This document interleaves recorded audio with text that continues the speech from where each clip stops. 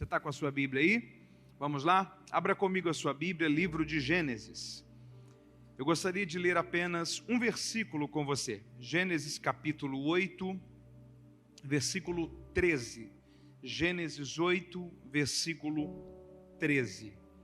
A você que está pela transmissão, que Deus lhe abençoe, que a sua atenção possa estar voltada para essa palavra.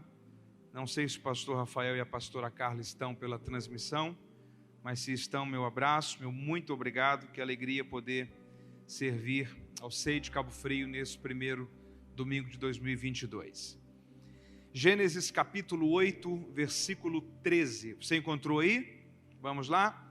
É um versículo que ele faz parte de um contexto do final do dilúvio e está assim: no ano 601, no primeiro mês, no primeiro dia do mês, as águas se secaram de sobre a terra. E então Noé tirou a cobertura da arca e olhou a face da terra que estava enxuta. Você pode repetir comigo? Vamos lá? Diga: no ano 601, no primeiro mês, no primeiro dia do mês, diga: as águas se secaram sobre a face da terra. Então Noé tirou a cobertura da arca e olhou, e a face da terra estava enxuta. Esse texto aqui ele faz parte de um contexto muito interessante. Você conhece muito bem a realidade do êxodo, do dilúvio, melhor dizendo. A Bíblia diz que Deus havia olhado para a terra e a maldade do coração dos homens havia se tornado muito entristecida para Deus. O termo ali para arrependeu-se Deus de ter feito no homem, no hebraico é a ideia de entristecer-se. Então, é a ideia de que Deus olha para a terra e Deus se entristece com tudo aquilo que o homem havia se tornado, que era totalmente o oposto de tudo aquilo que Deus havia formado o homem para ser. Então Deus cria uma porta de esperança para a humanidade.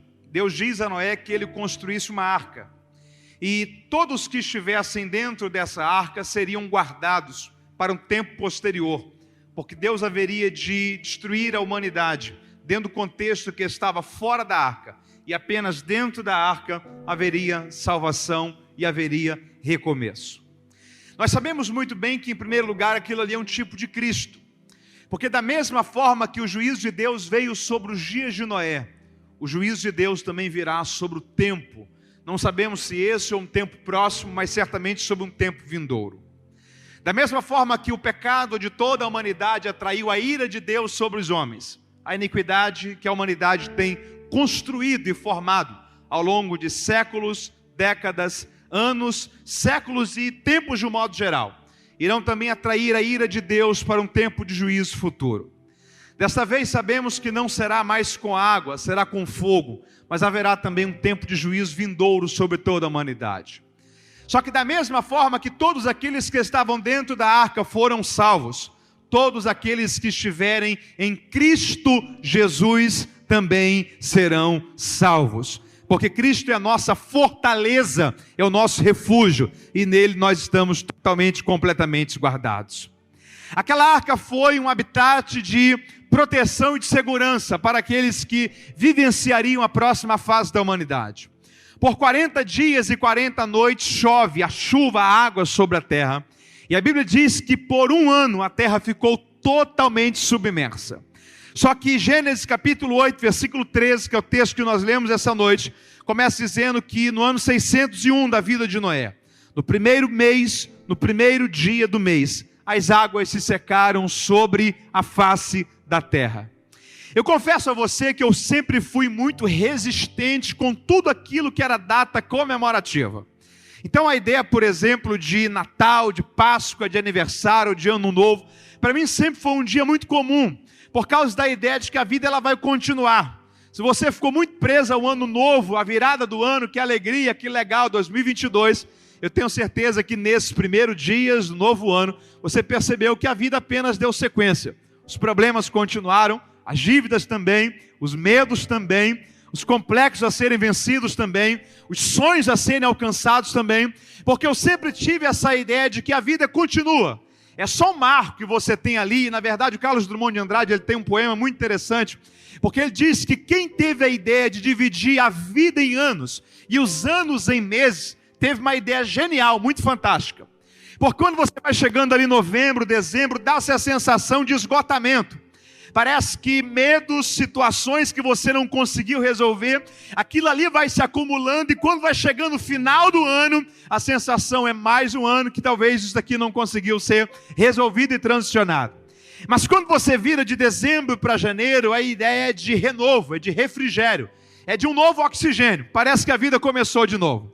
Era como se Deus estivesse olhando para você e dizendo o seguinte: ó, findou um ano, começou um novo. E talvez aquilo que você não conseguiu vencer, resolver ou começar lá atrás, você tem de novo uma nova oportunidade para recomeçar. Então, essa ideia desse janeiro, desse final de dezembro, desse recomeço, parece ser e de fato é uma nova oportunidade de Deus para as nossas vidas. Só que esse sentimento e esse olhar de que na verdade é só mais um dia, a vida continua, e não há nada normal sobre essa realidade, parece que ela perdeu um pouco de sentido em mim, quando eu li esse texto pela primeira vez há algum tempo atrás.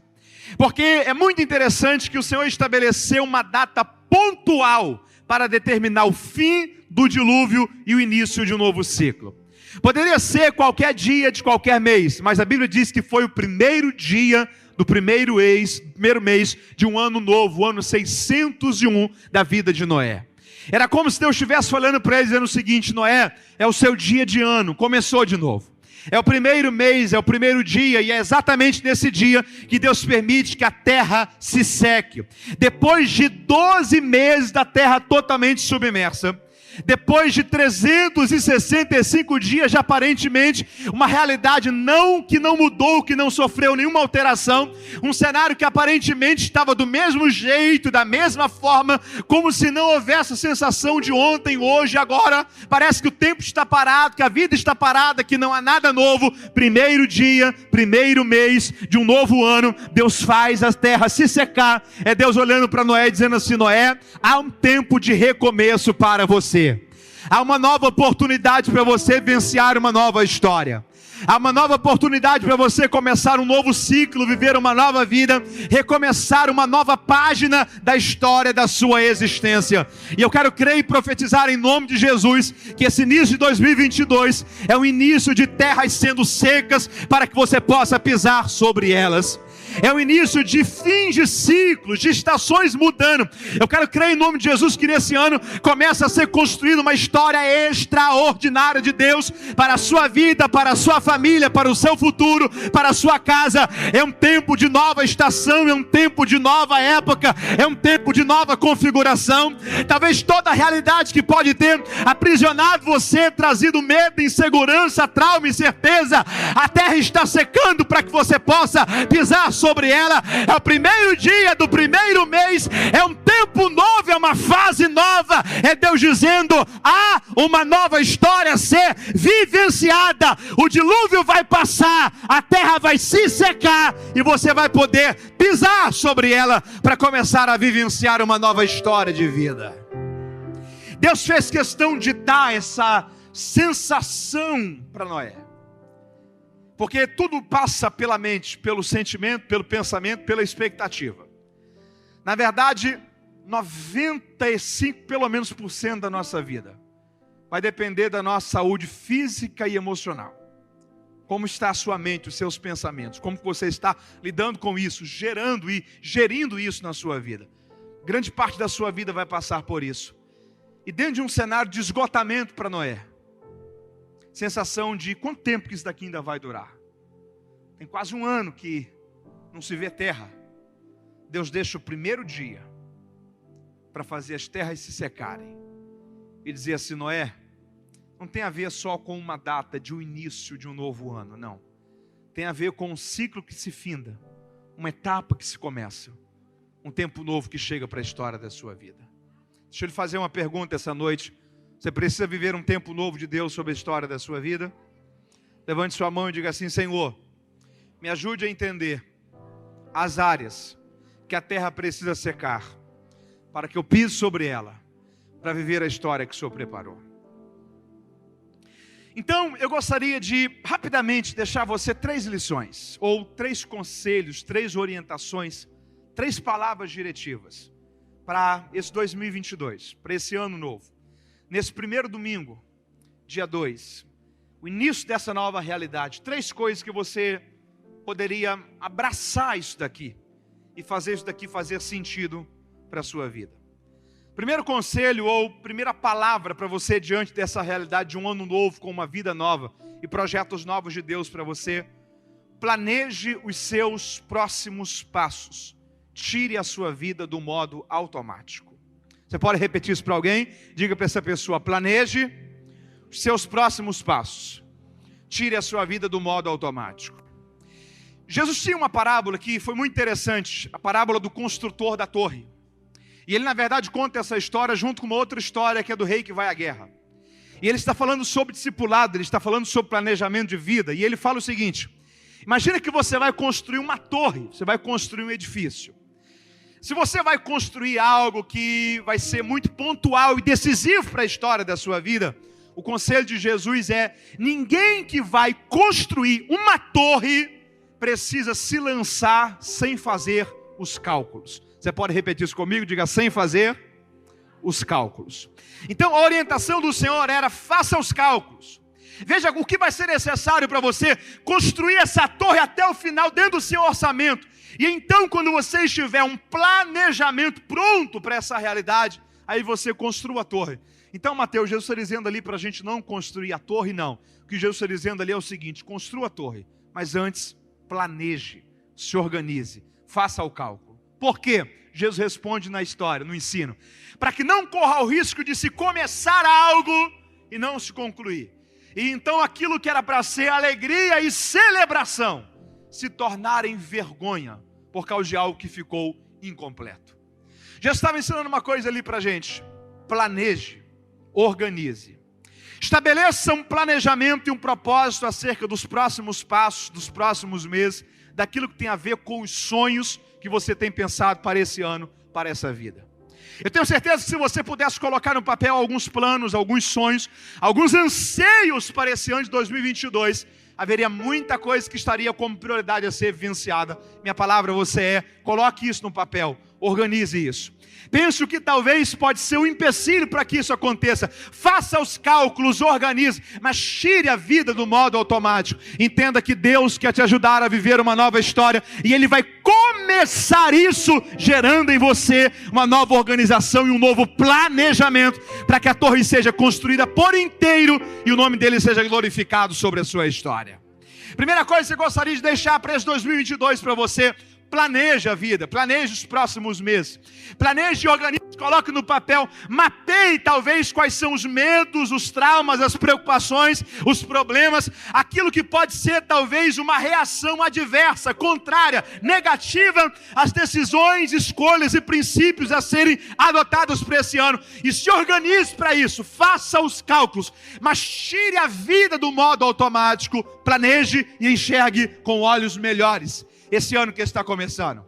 Segunda coisa que você gostaria de deixar como orientação para você nesse ano: consagre a sua vida a Deus e feche as portas para o pecado na sua vida.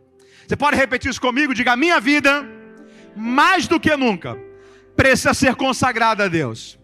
E diga: e tudo aquilo que é pecado contra Deus, na minha vida e no meu coração, diga: esse ano é um ano para me fechar as portas para isso. Deixa eu lhe falar uma coisa que aconteceu comigo esses dias. Eu estava voltando de viagem, parei num local para almoçar, e quando eu terminei de almoçar, eu vi ali uma base, uma plataformazinha, cheia de um doce que eu gosto muito: paçoca. Você gosta de paçoca? Quem gosta de paçoca aí? Levanta a mão. Você termina de almoçar, você vê uma paçoca, qual é a primeira coisa que você quer fazer? Comer. Eu caí na besteira de olhar os ingredientes. O que você pensa que é ingrediente de paçoca? Amendoim, leite e açúcar. Deixa eu ler para você os ingredientes que estavam naquela paçoca: açúcar, amendoim, xarope de glicose, sal, regulador de acidez, bicarbonato de sódio e conservante ácido sórbico. Um desses ingredientes aqui são cancerígenos. O que você acha que eu fiz com aquela paçoca? Não comi. Deixa eu te falar uma coisa. O diabo, ele não conta para você as consequências do pecado. Ele só tenta fazer você pensar que vai ser algo bom. Ele tenta só te vender uma paçoca de amendoim. Mas ele não conta para você que isso vai destruir a imagem de Deus em você, que isso vai destruir a sua família, que isso vai roubar a sua paz, que isso vai tirar o seu sono, que isso vai trazer atraso de vida, que isso vai te fazer viver uma vida de ter que esconder coisas, e isso não será saudável para a sua vida. Ele só faz você ter a sensação que será algo bom. Ele sempre esconde de você quais são os ingredientes. E aí uma outra coisa que a gente tem que repensar na mente da gente, que é pecado. Porque o cristão brasileiro, ele tem um complexo, porque você fala pecado na mente dele, e a primeira coisa que ele pensa é problema com sexo. Sendo que a gente tem que ressignificar. Primeiro, o que significa pecar? Pecar significa errar o alvo. Então, tudo aquilo que você erra o alvo na sua vida, você está pecando contra Deus. Tem gente, talvez, que o maior problema dele passa longe da área sexual. Talvez o problema dele é mentira. Talvez o problema dele é o orgulho, é a língua que ele não controla. Tudo aquilo que você sabe que vai contra aquilo que é o propósito de Deus para você, tudo aquilo que você sabe que é uma área que o diabo investe nisso para tentar te fazer pecar contra Deus, eu tenho um segundo conselho para dizer para você para esse ano. Consagre a sua vida ao Senhor e feche a porta ou as portas para o pecado no seu coração. Tem uma coisa muito interessante sobre a ideia do que irritava Jesus dentro de pecado. Jesus encontrou pessoas sim com problemas de pecado na área sexual. Uma mulher adúltera, pegada em ato de adultério. E o Senhor olhou para ela e falou o seguinte, quem nunca pecou, atire a primeira pedra. As pessoas queriam apedrejá-la, lançaram a pedra no chão. E o Senhor olhou para ela e falou o seguinte, mulher, está disposta a viver uma nova vida? Ok, então vai e não peques, vai e não peques. Jesus não compactua com o pecado. Mas se você está disposto a abandoná-lo, deixá-lo e viver uma nova vida, a palavra do Senhor para você é, eu prefiro te recuperar do que te perder. Eu prefiro te restaurar do que te expor. Eu prefiro te curar do que jogar você no lixo. Vá e não peques mais. É uma palavra para decidir recomeçar a vida e não errar mais. É o pecado que nós temos mais punição dentro das nossas estruturas eclesiásticas. É o pecado de problema na área sexual. Sabe o que deixava Jesus irritado mesmo? Hipocrisia. Hipocrisia não irrita tanto a gente. A gente termina de comer com a pessoa que vira a esquina e começa a falar mal dela. Enquanto depois dá um sorriso e fala assim, como é que você está? Tudo bem? Tudo aquilo que você sabe que entristece a Deus na sua vida. Tudo aquilo que você sabe que fere a pureza de Deus no seu coração. Tudo aquilo que você sabe que não honra a Deus nos seus hábitos, nos seus comportamentos. Tudo aquilo que você sabe que se fosse colocado em um filme, contado sobre você, iria entristecer você, envergonhar o Evangelho, e não seria para louvor de Deus na sua vida, isso é um pecado contra Deus. Se você quer viver um ano feliz, abençoado, frutífero, consagre a sua vida ao Senhor. Feche as portas para o pecado no seu coração. Nós não podemos transformar a vida cristã apenas em uma combinação de faça ou não faça. A gente precisa entender uma coisa. O que move a vida cristã são princípios. O que move a vida cristã são Deus estabeleceu os princípios da sua palavra. Deus estabeleceu. Se eu sou alguém que não cumpre os princípios da palavra de Deus, eu posso jejuar a quantidade de vezes que for. Eu posso fazer a quantidade de campanha que for. Eu posso subir um monte a quantidade de vezes que eu quiser em um propósito estabelecido. Se eu não entender que a vida cristã, que viver uma vida feliz, abençoada, é apenas consequência de respeitar e obedecer os princípios que Deus estabeleceu em sua palavra, todo o meu esforço poderá ser em vão. Por quê? Porque há uma coisa que Deus espera de mim e de você: obediência à sua palavra. Você pode repetir isso comigo? Diga: Deus espera de mim que eu obedeça a sua palavra.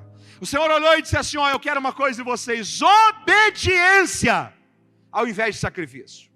Porque quando nós entendemos que a vida cristã, que o relacionamento com Deus é uma consequência de uma vida que honra a Deus e obedece a Deus, a gente vai estabelecer nesse relacionamento uma vida, uma caminhada que vai ser totalmente extraordinária para o futuro que Deus tem para a história da sua vida. Deus, ele respeita princípios.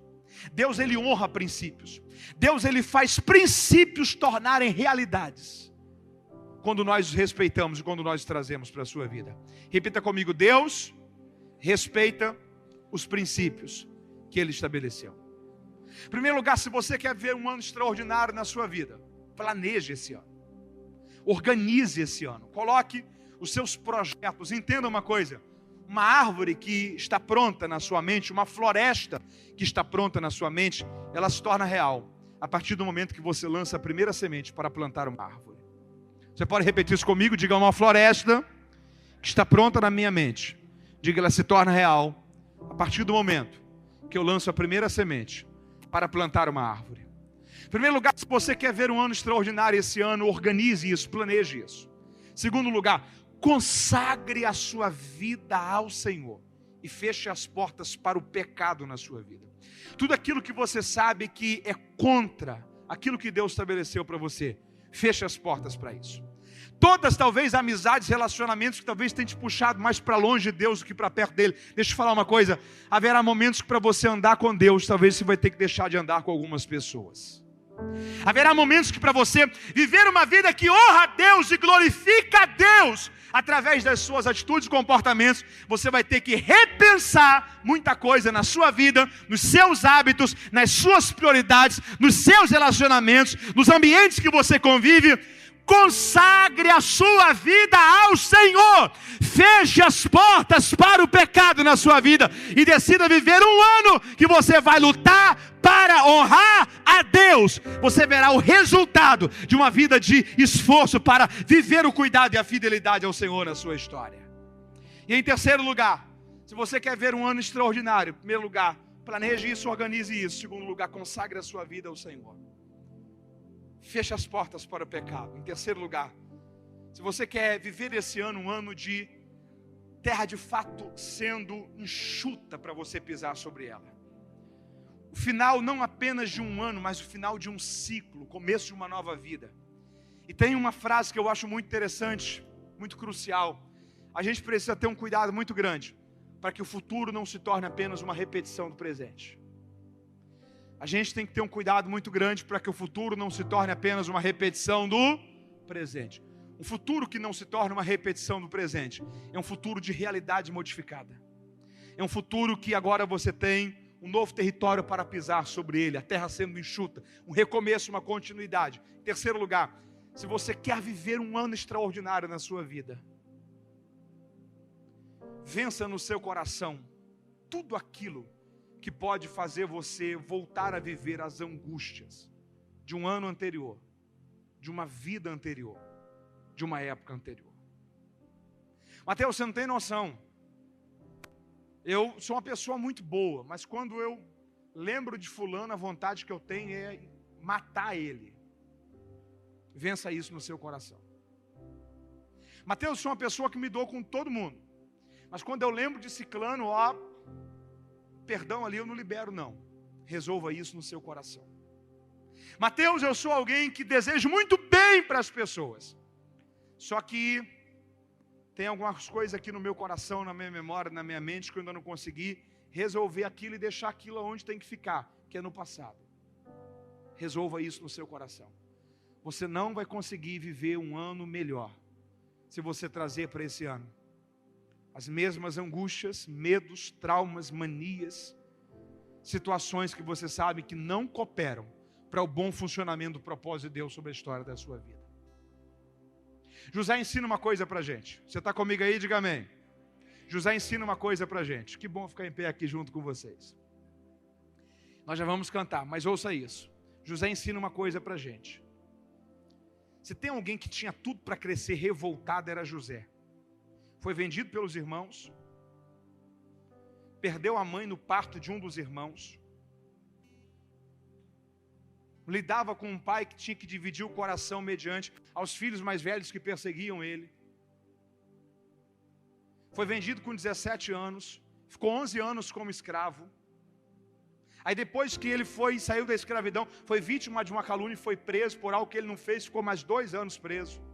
Se tem alguém que era para olhar para a vida e dizer o seguinte, eu vou ser uma pessoa revoltada, angustiada.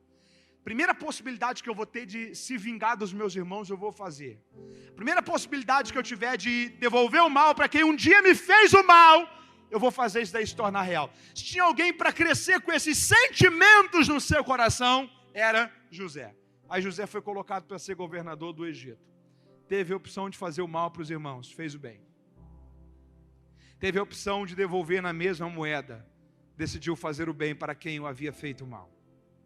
Aí Deus deu a José 2 filhos. Quantos filhos? 2. Diga comigo, Efraim e Manassés. Diga comigo, Efraim e Manassés. Quando José tem os 2 filhos, ele coloca o nome dos 2 filhos de Efraim e Manassés. Manassés vem do hebraico esquecimento. A raiz do nome Manassés significa esquecimento. E a raiz do nome Efraim no hebraico significa frutífero. E o livro de Gênesis diz, quando ele tem esses 2 filhos, ele diz o seguinte, o primeiro será Manassés, esquecimento. Por quê? Porque Deus me fez esquecer.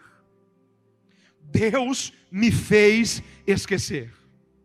Deus me fez esquecer. Eu não tive ira dos meus irmãos. Eu não tive o sentimento de querer devolver o mal a quem me fez o mal. Eu não permiti que os problemas, situações, gente que não gostava de mim, gente que tentou me prejudicar quando poderia me ajudar, circunstâncias adversas na vida, eu não permiti que nada disso se transformasse em uma corrente para me prender a um passado angustiado que um dia eu passei por ele. Deus me fez esquecer. Deus me fez esquecer. Deus me fez esquecer. Segundo filho, Efraim, frutífero. Por que Efraim, José? Ele diz, porque em segundo lugar, Deus me fez frutificar. Deus me fez prosperar na terra da minha aflição. Deixa eu te falar uma coisa. Prosperar na terra da aflição é consequência de quem escolheu esquecer o mal que ficou para trás. Enquanto você não decide esquecer no seu coração, você não prospera. Enquanto você não decide esquecer no seu coração, você não consegue vivenciar paz na verdade. Enquanto você não deixa para trás na sua vida aquilo que de fato precisa ficar para trás. Enquanto você não libera perdão, procura, pede perdão, resolve. Deixa Deus limpar o seu coração, levantar a cabeça e entender uma coisa. Deus me fez esquecer, ficou para trás. Não vou mexer nisso. Se você vivencia a primeira etapa, você está habilitado para viver a segunda etapa. Deus vai te fazer prosperar na terra da sua aflição. Quem esquece está habilitado para viver um futuro extraordinário de Deus para a história da sua vida. Mateus, eu quero que 2022 seja não só um ano novo, seja uma vida nova. Isso pode acontecer. Eu não quero entrar em 2022, mas vivendo a mesma realidade. Deus pode ajudar a fazer você viver isso. Mateus, eu não quero que o meu futuro seja só uma repetição do meu presente, porque talvez há muito tempo eu estou vivendo no meu presente só uma repetição do meu passado. Deus quer te ajudar a levar a viver isso. No ano 601, no primeiro mês, no primeiro dia do mês, Deus fez a terra ficar seca. É Deus que faz secar o território para você pisar sobre ele. É Deus que faz secar uma nova estação, está pronta para você começá-la e vivenciar a frutificação daquilo que vai se dar a partir disso. Eu creio que Deus vai te ajudar a viver não só o início de um novo ano, mas o início de uma nova fase. A vida é feita de fases, a vida é feita de ciclos. Só que eu encerro essa palavra dizendo essas 3 coisas para você. Se você quer de fato viver não só um ano novo, mas uma nova fase, uma nova história.